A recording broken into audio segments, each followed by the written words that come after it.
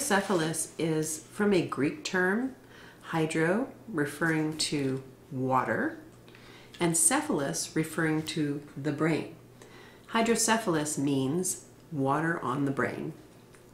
Now, hydrocephalus is a condition that is chronic, for which there is no cure, and hydrocephalus is a buildup of fluid in the brain tissue.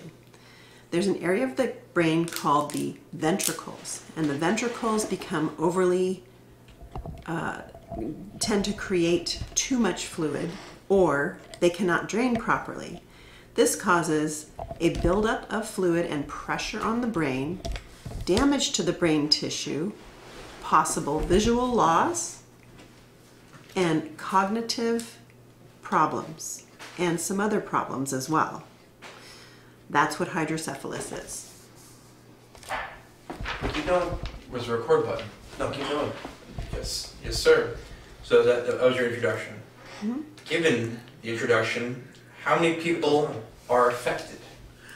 Well, according to the National Institutes of Neurological Disorders, congenital hydrocephalus affects approximately 1 in 1,000 births. Now, hydrocephalus can occur as a result of various reasons, the most common reason being congenital. Some abnormality forms with the drainage system of the cerebrospinal fluid from the brain to the spinal cord. Sometimes hydrocephalus can be acquired, and acquired refers to the type of hydrocephalus that can occur in an infant when an infant has an intracranial bleed. This causes excessive pressure on the brain and creates a situation in which there's hydrocephalus. Other situations, such as spina bifida, where there's an actual problem in the spine, or things like brain tumors, can cause these problems later in life. So what treatments are available? Well, there are two main treatments, and they are quite archaic. The first one is called a shunt. A shunt is basically a plastic or silicone tube that is placed in the brain ventricle and slid underneath the skin, either into the abdomen or in other parts of the body, so that the excessive cerebrospinal fluid can drain properly. Other treatments for this condition, which are a little newer, are called ETV, endoscopic third ventriculostomies.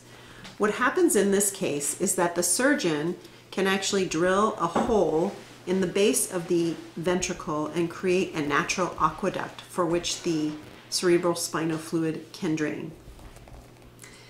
This sometimes can work, other times it doesn't work.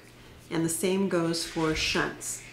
People are known to have over 100 shunt surgeries in their life because shunts are not always successful. So does that mean that shunts last forever? Shunts do not last forever. There is no real average for shunts, but it varies from person to person, and it's based on a lot of different factors. Some people keep their shunts for many years, but most people have at least a few shunt revisions in their lifetime. I have known people who have had over 100 shunt revisions in their life. So what are symptoms of a shunt malfunction? Shunt malfunction normally occurs when a person develops pain in their head associated with acute nausea or vomiting. The vomiting is what we call projectile. In other words, it's vomit that comes whooshing out directly, like at 90 degrees. Sometimes people have symptoms where they get what's called sunset eyes, where there's so much pressure on the brain that you actually see the white or the sclera of the eyes on the top. This is called the sunset sign, and that's when there's excessive pressure on the brain affecting the eyes.